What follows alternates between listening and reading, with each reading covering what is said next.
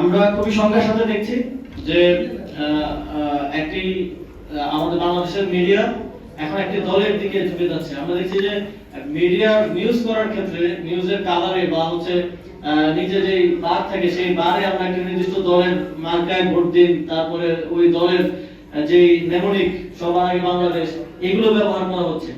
আমরা স্পষ্টভাবে বলে দিতে চাই, আমরা এর আগেও মিডিয়ার দলীয়করণ দেখেছি এবং মিডিয়ার দলীয়করণ হলে সেটার ফলাফল কি হয় সেটাও দেখেছি।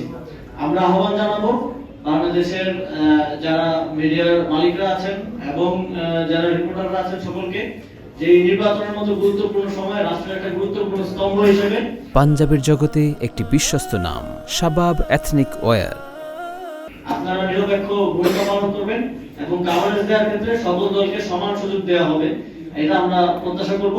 লেভেল প্লেইং ফিল্ড কিন্তু পুরো ইকোসিস্টেমের উপরে দাঁড়ায়। যদি ইকোসিস্টেম কোন দিক থেকে বায়াস হয়ে যায় তাহলে পুরো নির্বাচন প্রশ্নবিদ্ধ হওয়ার সুযোগ রয়েছে। এবং আমরা এটাও দেখেছি অত্যন্ত সংখ্যার সাথে যে বিভিন্ন মিডিয়া হাউসে সরাসরি দায়িত্বরত অবস্থায় আছেন এমন ব্যক্তিরা একটি নির্দিষ্ট পার্টির দলীয় প্যাডে একটি পার্টির দায়িত্ব গ্রহণ করেছেন ঢাকা সদর আসনে। আমরা 69 জন সাংবাদিকের নামে দলীয় প্যাডে একটা হতে দেখেছি। আমরা বিশ্বাস করি যে মিডিয়ায় যারা কাজ করেন তারা সকল দলমতের ঊর্ধ্বে থেকে নিরপেক্ষভাবে কাজ করবেন, কিন্তু অত্যন্ত দুঃখের সাথে বলতে হচ্ছে তারা যদি নিজেদেরকে একটা নির্দিষ্ট দলের কর্মী হিসেবে ট্রিট করতে চান তাহলে আমাদেরকেও বাধ্য হয়ে তাদেরকে সেভাবে ট্রিট করতে হবে। তাদেরকে আমরা যে একটা সার্বজনীন জায়গায় দেখি সেই সার্বজনীন জায়গায় আমরা দেখতে পারবো না, বাংলাদেশের জনগণ দেখতে পারবে না।